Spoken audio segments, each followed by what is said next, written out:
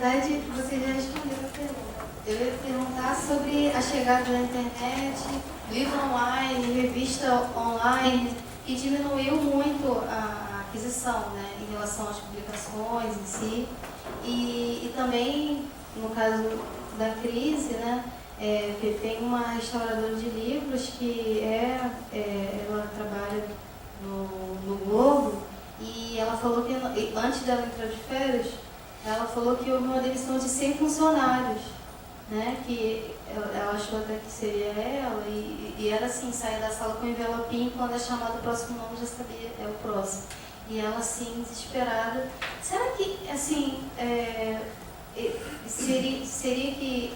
Será que existia uma mudança, assim, de diminuir, no caso desses grandes jornais, essa questão do online, será uma diminuição dessas redações? Se mudaria algum... Ou não vai mudar nada. Eles vão demitir, vão diminuir, mas vai manter o mesmo padrão. Será que... Manter esse mesmo padrão tem sido cada vez mais provado que não. A diminuição não é só de pessoal, é de qualidade, né? O que é pior. Então o jornal está também jogando seu patamar um pouco mais para baixo. Nessa coisa da internet, Oi? Não, o outro lado, vamos dizer, os diretores do dia, por exemplo, e de qualquer jornal impresso, na verdade, eles falam que eles têm funcionários, eles têm não sei quantos mil funcionários, que todos têm famílias, e eles têm que pagar esses funcionários no fim do mês, no início do mês, e o dinheiro tem que entrar. Então, o exemplo que o João falou não é o jornal de assinatura, né? Então você tem que seduzir o comprador, o sujeito que vai te dar o dinheiro mesmo, literalmente, todo dia. Então se você vence uma capa, se você faz uma capa incrível hoje, amanhã a página está em branco de novo. Então, e capa incrível seja medido pelas vendas, eu não estou nem dizendo pela qualidade ou pela ética da capa. Mas eu não sei, são novos tempos, né? Então alguém tem que inventar uma nova roda, talvez mesmo. Eu não sei, eu não tenho essa resposta. Tem muita exibição do filme que, no fim, as pessoas me perguntam, mas você é contra ou a favor do Mel? Como se uma resposta minha fosse usar, ele é a favor. Não, ele é contra. Então tá. Não, eu não sei, eu não tenho. Eu sou de cinema, né? Eu não sou de jornalismo, de comunicação de uma outra forma. Eu levantei as perguntas até muito como leitor. Então cabe as pessoas pescarem e encontrarem outras respostas. Nessa questão da internet, eu posso usar também ainda no cinema o exemplo que a Silvia falou, da coisa da cinefilia na tela de computador, né? Eu acho que isso vai muito da seleção. Eu acho que isso cabe muito ao público também, o público ser seletivo. Porque o Roberto também está aí. Algumas das grandes experiências de cinema, mesmo dos cinéfilos recentes, têm sido na tela de computador por acessibilidade. Principalmente cineastas asiáticos, sei lá, o Chatpong, Jezanquer, Shawshank, a gente só tem acesso pelo computador, baixando lá no torrent. Então, adoraria ver no cinema, a gente tem até tido umas mostras que estão atenuando essas questões, mas os filmes só são acessíveis pelo computador. Então, Bergman talvez tivesse 10 mil pessoas de público, quanto um de Pernas pro Ar 18, que vai ter 2 milhões de pessoas. Acho que a conexão com essas 10 mil pessoas vai ser muito mais forte do que os 2 milhões de Pernas pro Ar que saem do cinema e esquece no filme depois. Então, acho que cabe muito a seleção do público, né? Algum jornal, alguém tem que inventar uma forma de também atrair o sujeito que não seja pela piada. O bicho é o bicho, opa, é a aranha, foi apreendido, não sei o quê. Eu não sei, não tenho essa resposta, é difícil essa resposta, não é fácil, mas os novos tempos vão provar, não vai dar para a redação chegar a uma pessoa, vai dar para ser 0 pessoa, que seria a tendência. Não só teve esse passaralho no Globo há pouco tempo, como teve do Dia também, né? Do próprio Dia. Da Folha fez. Pois é. E da Folha também do Globo agora, né? Mas a Folha mandou embora muitas das cabeças lá de pessoas que estão lá há anos. Então, enfim. Por favor. Não, é só para tentar te dar um número para facilitar esse entendimento, é isso? Né? Essas demissões são do Globo, né? São da Folha do Dia, da Folha, a SPN, como você falou, a Editora Abril. A Editora Abril está numa crise enorme. Vocês têm ideia, já há alguns anos a principal financiadora da Abril é o governo de São Paulo. E se você ler Abril, você vai entender. Você vai entender. Isso não é nem anúncio na Veja, não, tá? É encomenda para a Gráfica Abril. A Abril é uma gráfica, a maior gráfica do país. Não sei se ainda é a maior gráfica. E a compra para a escola. Mas exatamente, compra para a escola. Tá? Quando eu falo governo do Estado, eu estou falando de escolas públicas de São Paulo. Tá?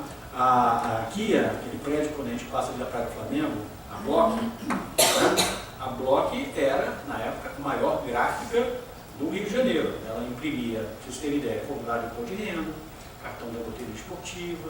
Tá? Então, toda vez que tinha um ministro da Fazenda novo, entrava uma matéria, 4 páginas, mostrando como aquela família era uma família unida, né? Mulheres, filhos eram maravilhosos, porque era uma forma de você garantir, né, a continuidade do formulário da Receita, que dava um dinheiro muito bom, talvez muito maior do que a publicidade da manchete. E agora online, né? Agora não tem uma gráfica nenhuma a fazer. Não tem. Sinal dos tempos. E a Bloch publicava também um livro que era Golda Meir. Todo jovem judeu, quando chegava na oitava série, aí a gente foi ver o acervo da manchete, que eu queria comprar o acervo da manchete, e eu vi assim, lotes do Golda Meir. Então, assim, as 10 próximas gerações tinham garantido para ler a história da Golda Meir.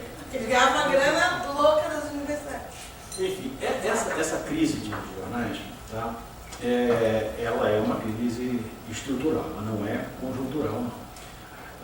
Para você ter ideia, você tem estudos, né? Estudos já de 5 anos atrás, até um pouco mais, diz o seguinte, de cada R$1 que você tem, tá, no custo de produção de um jornal de grande circulação, 33 centavos são atividade fim. Tá? O resto, 2/3, é atividade meio.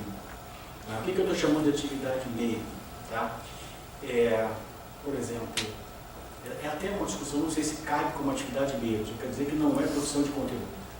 A expressão atividade meio não é correta, então vou refazer.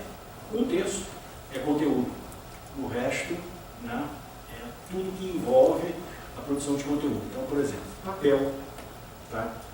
Tinta, né, maquinaria, o custo de instalação daquele prédio, tá? Luz, coisas desse tipo, tá? Segurança.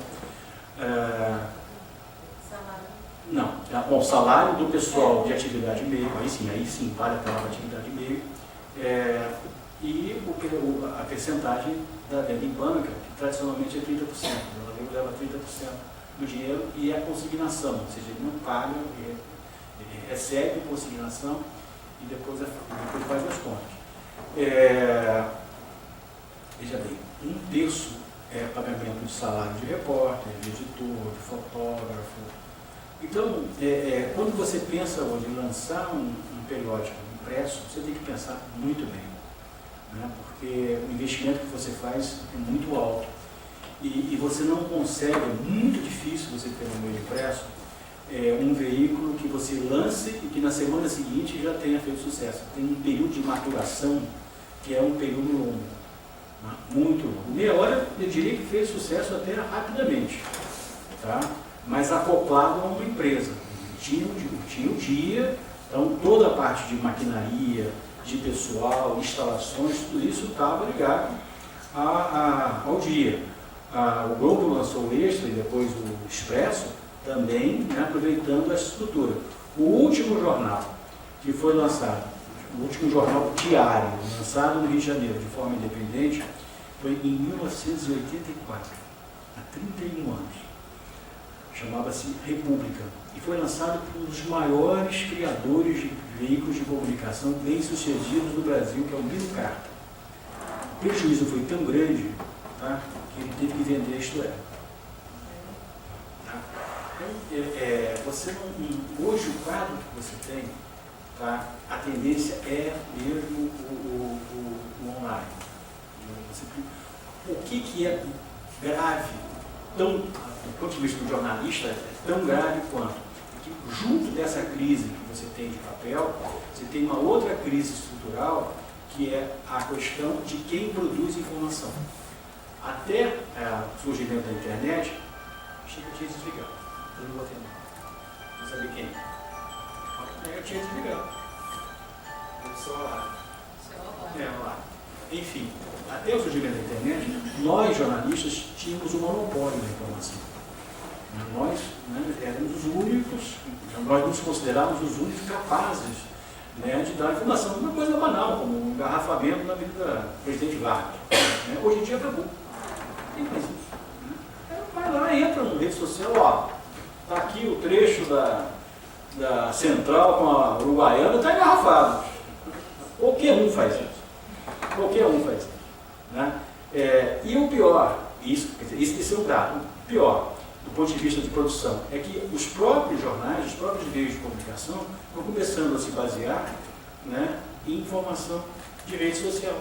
Então você cria uma retroalimentação, que eu chamo de a retroalimentação do pecado, porque você você não checa mais, então a chance de você dar uma coisa que a gente chama de barriga na linguagem, né, do jargão jornalístico aumenta terrivelmente. Né? Veja esse caso, né, eu estava conversando com a Silvia no táxi vindo para cá.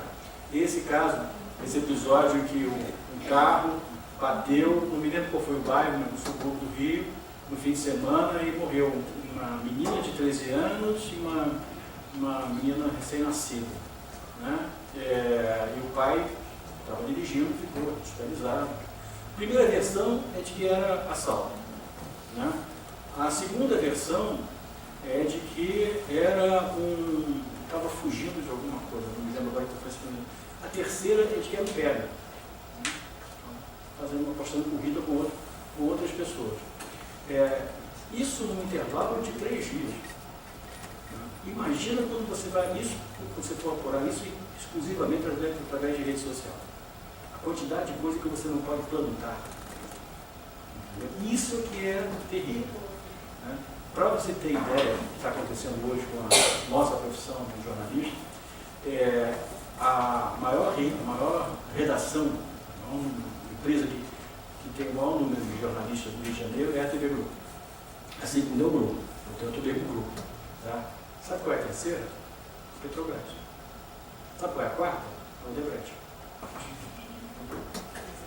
O Odebrecht por quê? Né? Supervia, tá? Tem outra. Maracanã. Na Maracanã é até pequeno. Então, claro, a empreiteira, né? As empresas. Não tem mais. Entendeu? Um dia. E antes você tinha 13, 14, 15 jornais, Jornal do Brasil, Correio da Manhã, Última Hora, o dia com uma grande empresa, né?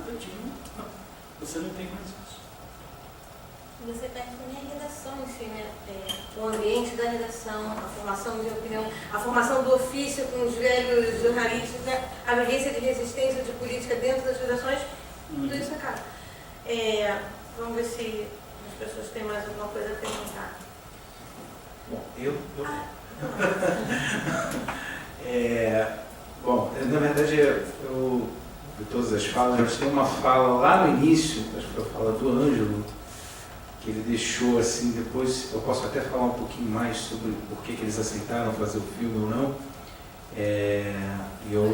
Você chegou a... eu pensei que lá tinha ter falas menores. Assim, não, mas aí eu queria te fazer essa pergunta para recuperar essa sua fala, e eu queria saber o seguinte, acho que eu não sei qual foi o ano, não sei se foi 2007 ou 2006, eu me lembro que a Piauí lançou uma matéria bem grande sobre essa redação do Meia Hora, enfatizando foi a Piauí. A Piauí lançou uma matéria, não sei, então agora eu não estou me lembrando o ano exatamente. E eu queria saber se de alguma forma essa matéria surgiu como um norteador para você, para a construção do filme, enfim. Sim, a matéria... Posso comentar ali?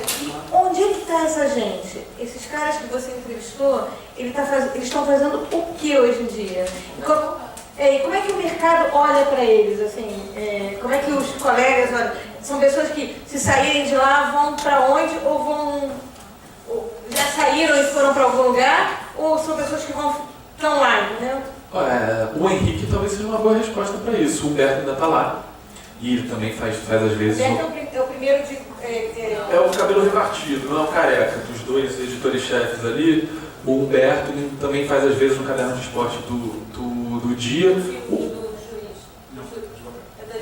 O Henrique, ele saiu do Meia Hora por vontade própria, ficou um tempo numa assessoria de imprensa para poder fundar o que ele fundou atualmente, que é uma eles chamam de startup, mas é um aplicativo de cachorro, que é o Dogs App. Então, como se fosse um Tinder de cachorro. Então você tem um cachorro de tal raça e não é mentira, tá lá, Dogs App. E vive disso. e testa ganhando dinheiro. Ele é a mulher dele saiu também do emprego. Mas é isso, se as pessoas saírem do Meia Hora, vão para onde? Vão para um outro jornal, está cada vez mais difícil, né? A produção está sendo achatada. Aquela coisa que eu falo. Não, é realmente. É surreal, você escreve só cachorro. Eu não sei se eles quisessem. Eu queria, acho que até peço licença para fazer uma observação. Eu trabalhei com o pai do Henrique, tá? Eu fui professor do Henrique e trabalhei com o pai dele. O pai dele tem o mesmo nome que eu, João Batista de Freitas. Eu considerava meu irmão mais velho no Jornal do Brasil. O pai dele foi o primeiro repórter de meio ambiente do Rio de Janeiro. O primeiro cara a cobrir meio ambiente no Rio de Janeiro foi o João Batista de Freitas do Jornal do Brasil. Doido de pedra, tá? Criava, vivo, 75 anos, mora em Niterói, tem um projeto de leitura voltado para o interior do estado, é de Miracema. Claro. Ele plantava em dedal e criava tartaruga na banheira. É uma coisa você pegar miniaturas, ele tinha essa coisa de. É um bico bonsai. Agora, um repórter excelente e uma grande figura assim, Os jornalistas do Vale que tem muito. E o jornalista virado é mais difícil.